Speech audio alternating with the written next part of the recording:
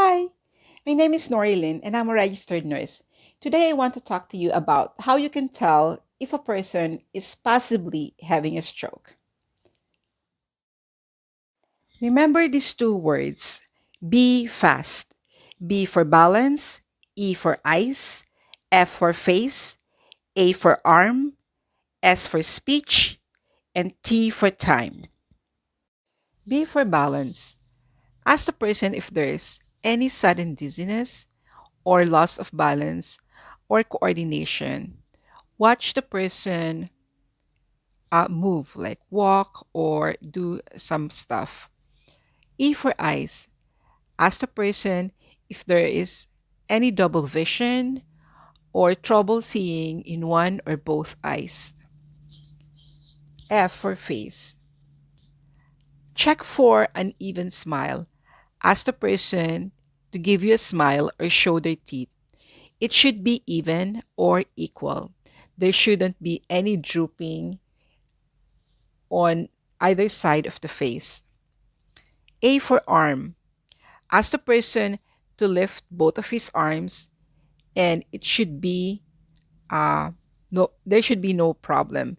If one of the arm is drifting lower, either the left or the right, that is not normal. It is abnormal.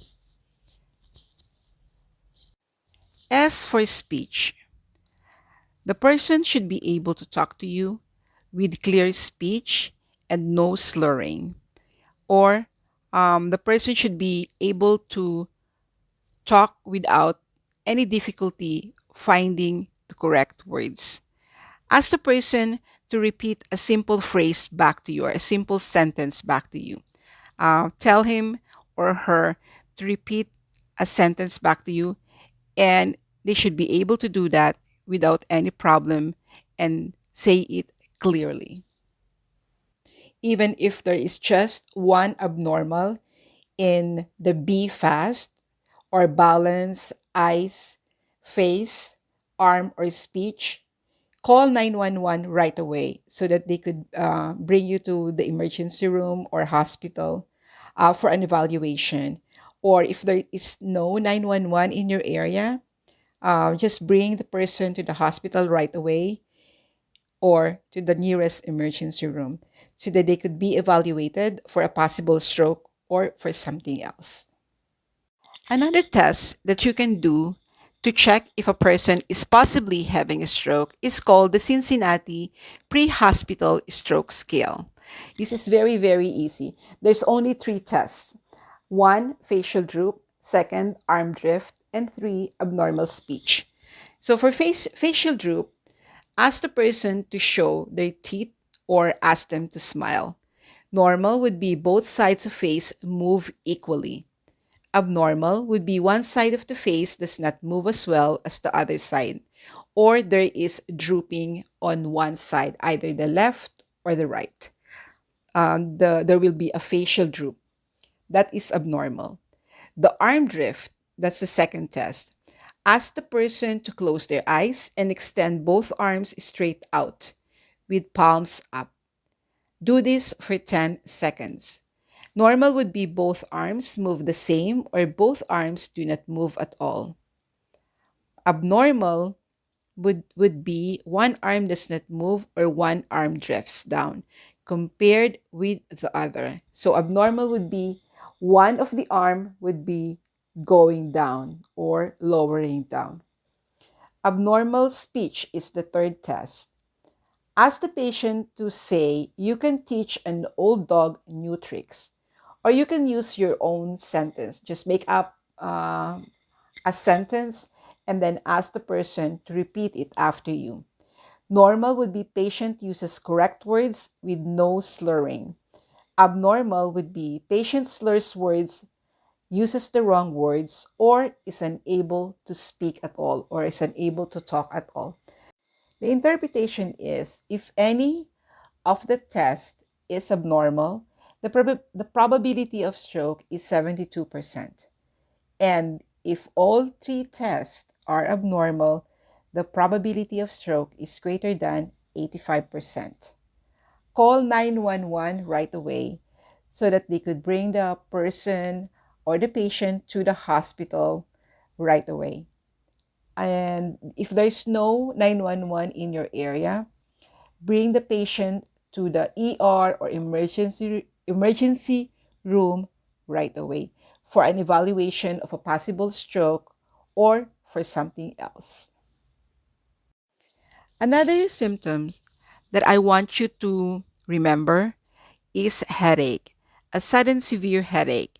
Sometimes this headache is accompanied with vomiting, dizziness, or altered mental status, meaning it can be that the person get very confused or even mild confusion.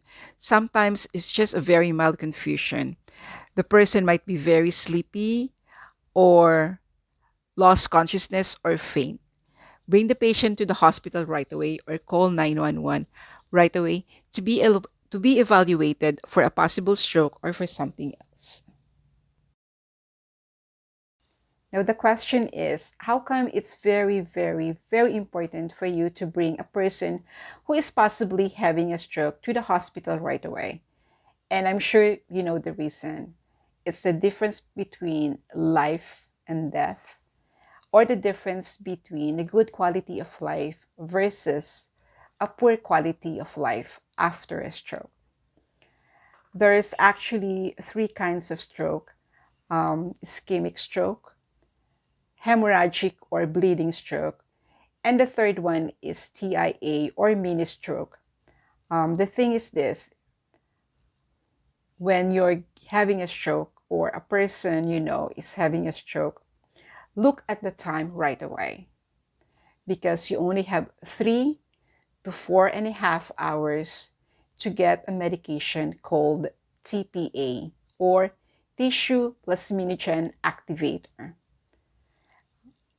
If you are having a ischemic stroke, they could give you this medication, TPA, and this TPA can dissolve the blood clot in your brain. And it's like a miracle drug.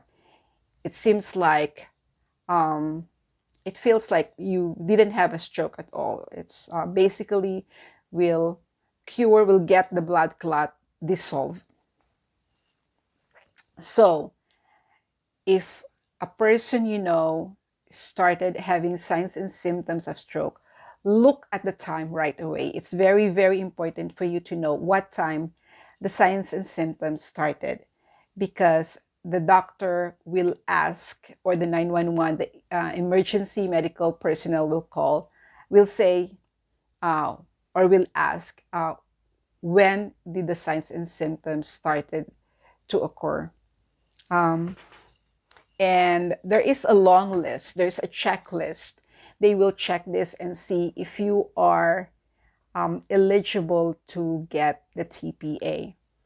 And if you are, they will give it to you, usually in ICU, because you need to be monitored closely, because TPA is very, very high risk, or a very, very potent drug. I did have a patient, and this patient is super duper lucky guy. He said, before he became my patient, he said 5 years prior to that, he had another major stroke, and he was having signs and symptoms of stroke. They went to the hospital right away, and luckily, it was ischemic stroke. They gave him the TPA, and it's a miracle drug. He seems like he never had a stroke at all. And then 5 years after that, he had another stroke, and again he was given a TPA. He was in ICU for 3 days, and then he was transferred to me, and that's when he told the story. As I said, TPA is only for ischemic stroke. You do not give that for hemorrhagic stroke, because if you give that to hemorrhagic stroke patients, they will bleed more and they could die. Treatment for hemorrhagic stroke or bleeding stroke is completely different. Different drugs, and usually it involves procedure or surgeries, and medication that lower the swelling in the brain. Um, so it's very, very important. I also know a story. They told me this story. There is another patient who came in with a ischemic stroke. The way they actually test if you are having a ischemic stroke or a hemorrhagic stroke is that they do a CT scan of the brain to check which ones you're having. And this patient, she was having at the time a ischemic stroke, and she was eligible to get TPA. So they gave the TPA. She was in ICU, so they were monitoring her. But then she started to bleed, so they had to stop the TPA right away. So what I'm saying is that um, the ischemic stroke actually became a hemorrhagic stroke in her case because the TPA is a very, very high risk drug or very, very potent drug. That's why this is given in ICU usually or most of the time. But anyway, as I said, if you know anyone that is possibly having a stroke, bring the patient or the person to the hospital right away for an evaluation of a possibility of stroke or possibly something else. Maybe it's Bell's palsy, so that they could get the proper treatment right away. I hope you learned something from me today. Thank you so much for watching. Take care and be safe. Bye.